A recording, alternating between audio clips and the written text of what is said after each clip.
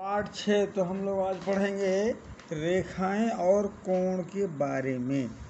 तो सबसे पहले पिछली कक्षाओं में आप पढ़ चुके हैं कि बिंदु किसे कहते हैं। बिंदु वह सूक्ष्म स्थान होता है जिसमें न लंबाई होती है, न चौड़ाई और न ही मोटाई। अब कई बिंदु, अगर मान लिया जाए ए बी सी 3 बिंदु हैं और ये 3 बिंदु ए को बी से मिलाया जाए, बी को सी से मिलाया जाए तो ये कहलाता है संरेख बिंदु कहलाते हैं।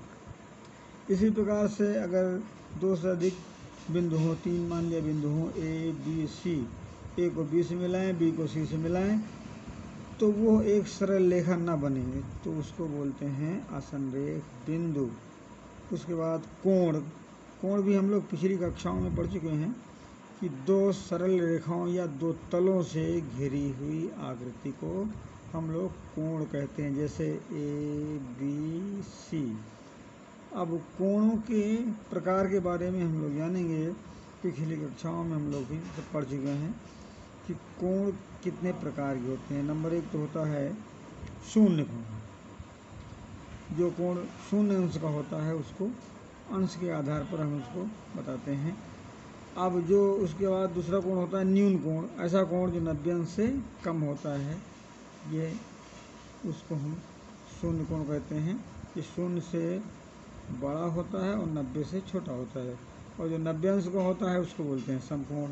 और जो 90 से बड़ा हो लेकिन 180 अंश से छोटा हो उसको बोलते हैं अधिक कोण। उसके बाद ऋज कोण।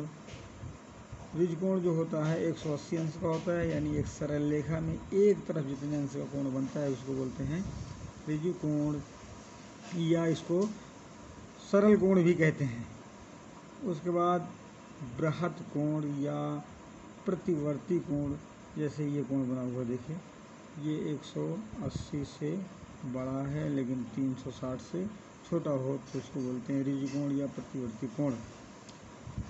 इसके अलावा कुछ अन्य कोण भी होते हैं, जैसे कोटि पूरक कोण, या इसको बोलते हैं पूरक कोण भी कहते हैं। जब 2 कोण मिल करके 90 अंश बनाएं, ये बना एक कोण है ए बी सी और दूसरा है सी बी डी, ये दोनों कोण मिलकर के 90 अंश बना रहे हैं तो इस प्रकार से हो गया कोटि पूरक कोण या पूरक कोण। दूसरा होता है समपूरक कोण। 2 कोण मिल करके जब 180 अंश बनाते हैं, जैसे ए बी सी है और सी बी डी है, ये दोनों कोण मिल करके 180 अंश बना रहे हैं, इसलिए यह कहलाएगा समपूरक कोण। आसन्न कोण।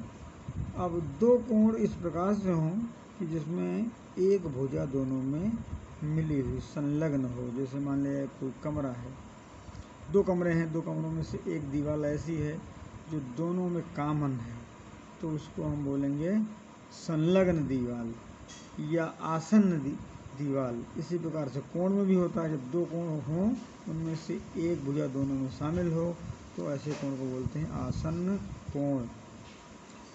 कोणों का एक रैखिक युग्म।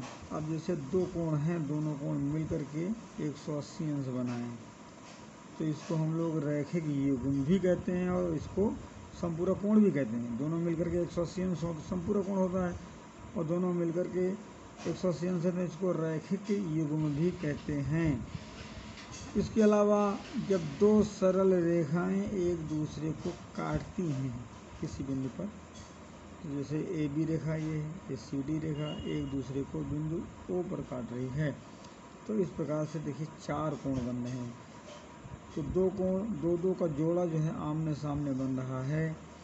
तो ये जो आमने सामने के बने हुए कोण होते हैं इनको हम लोग क्या कहते हैं, शीर्षाभिमुख कोण।